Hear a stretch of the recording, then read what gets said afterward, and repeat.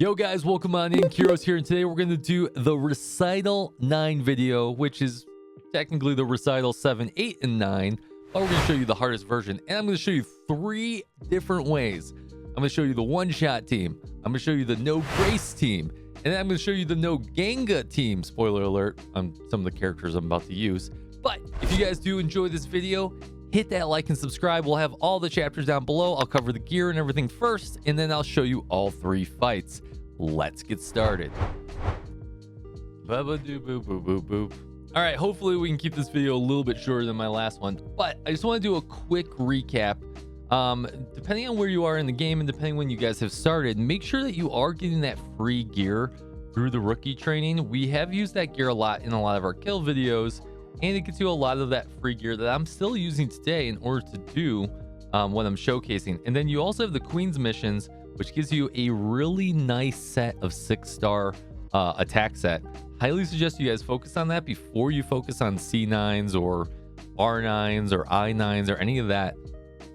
That's going to help you progress, especially on your main DPS. Okay, so we're talking about Recital 9 today. Now, Recital 9 is a blue enemy. It's got multiple enemies.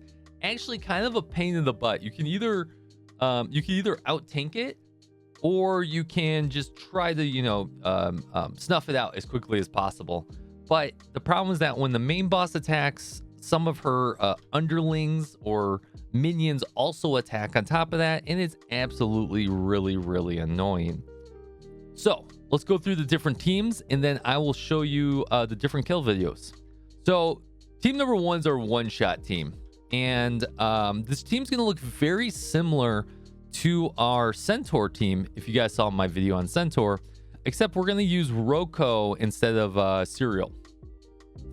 And the reason that we're going to use Roko is that mainly this is a blue boss, green is good against blue, and Roku supplies a lot of supplemental damage. So just in case the Ginga can't per se one-shot it, it's going to get us very close to that. So let's go over the gear real quick. Ginga is going to be our main DPS, and with being the main DPS, we're going to go ahead and equip our main DPS set, which I do have here. Quick shout out to making configurations. As you can see, I have a ton of different configurations because a lot of my characters share some of the gear with each other. So make sure that you guys are making configurations and you are locking your gear. So all this gear is the free gear. It's going to get us pretty good up there, but remember, blue against blue, I only have a 75% chance to land criticals. So that's not going to be that good. But the stat we're worried about is that status accuracy. Status accuracy is absolutely critical. And you want to make sure you have no less than about 47%. And I wouldn't have anything more than about 60%. So you want to be somewhere in that range. Our gear is going to be pretty standard across the board for all this free sets. Got great substats. You're going to want to have an attack propulsion system, crit damage, aiming, which by the way, this is free as well from that rookie training, and then attack amplifier, and once again that is free. So that's how we're going to get that stats. Highly suggest that you guys max out skills 2 and 3, and anything you can do on skill 1 would definitely help. Actually, we're going to do this right now on the fly because that should be +4. That's going to help us out a lot as well. Now moving on to Roko. Roko is going to have a pretty lackluster set of gear. Now, the one piece that's going to matter the most is that you need Roko as fast as possible. You really do. This is not the best piece, but you're probably early in the game, and that's fine. You have to pick and choose your battles when upgrading pieces and go through different stages. But we want Roko as close to 200 speed or above 200 speed as possible to get as many turns as possible. So you're going to try and find some gear that has some substat speeds on there. Luckily I got this piece right here, big piece. I don't even have anything else upgraded. I should, but you don't need attack. You don't need crit. You don't need crit damage. You really don't. You really just need that status accuracy, and that is super important. And then you just need to have as much tank and speed as possible. For skills, you just want to make sure that you have all your sub skills leveled up. And since this only takes blue decoder chips, should be pretty easy. And then as an FYI, all the characters that we talk about, you want to make sure that their technology is at least S3, but I have her technology to S5, right? No reason to be 6-star. Alice, we're going to bring in there mainly just to boost our Ginga. So the gear doesn't have to be that great, but you do need the speed tune. So Alice needs to go second to last. and you need to make sure that Ginga is slower than Alice. So we just need to make sure that speed tune is around 126 or anything slightly faster than Alice, about 5 to 8 speed faster. So we're gonna just modify some gear, and she's a little tanky, and that's about it. You can upgrade her technology, but you really don't need to. As you can see, most of mine isn't that great. And then the only thing you really need to upgrade is that it would be good if we upgrade this even further. I'm going to debate about that, but you do want to upgrade that S2, and that's what we're really using to boost.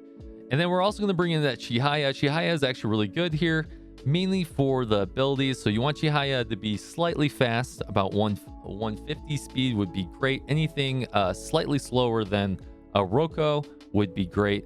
Stats accuracy is in the right spot, slightly low. We want to get that up a little bit, maybe to around 50%. Critical damage, attack looks good. Not the best set in the world, but you got to do what you got to do, guys. But really what you're bringing her for is for that defense breaking and for that extending debuffs by 1 turn. So that's going to help your Roko, and it's going to help out a bunch of other characters to be able to put all those dots on this character to be able to down it. So that's team number 1. Let's talk about the no Alice team. So if we decide not to bring Alice, this is a very easy transition. We're going to bring in Morris, and then we're just going to modify her gear. We're going to make sure that her gear is good to go. And then we have a healing set right here. We're going to go ahead and apply that. And that healing set is going to get us a decent amount of speed, 157. Now, ideally, you really want Morris as fast as humanly possible. And you do want to set up some auto AI to make sure that she's not healing anyone unless they're below 50% life. But you do want her as fast as possible, as much HP, defense, and you don't really need stats accuracy, but there's no real other stat to get. So maybe stats accuracy, so speed, HP, defense, HP percent, defense percent, and then maybe a little stats accuracy or stats resistance. But you don't have to really go, you don't have to go ham, but she is a supplemental tank. So what I would do in the case of this one is I would flip my Ginga around and just make my my Ginga and my Morris kind of my tanks, and then put them on the back line. Everything else stays the same. It's just you're not going to go from a 1 team. You're going to go to more of like a T2 or a T3 kill, and it's going to work out perfectly. You're going to rely a lot more on that Roko and those debuffs. Now, say you don't have Ginga, so we're going to take Ginga out. This is an easy transition as well. We're gonna keep the same team, exactly the same team. Since Chihaya is free, Roko is free, Morris is free, you're going to have all these characters, or ideally you have all these characters if you play the events. And then we're just going to summon that Grace, and that Grace really isn't needed. Seriously, guys, like really isn't needed. The only reason I'm bringing that Grace in is just to do a little extra damage. That's it. Same gear that you have on your Ginga, so the same free set. That's all you need to do. So I'm going to show you guys the 3 different kills, and I hope you enjoy.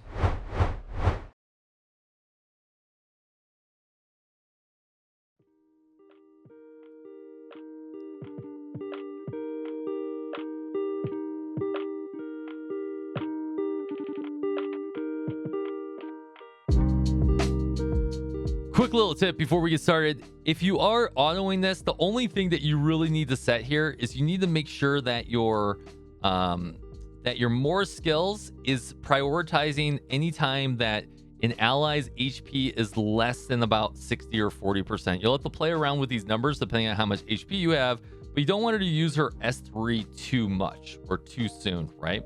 And then you're going to do the same thing with her her skill. Her skill should be around 60%. Her S3 should be around 40%. And that's going to help you out a lot.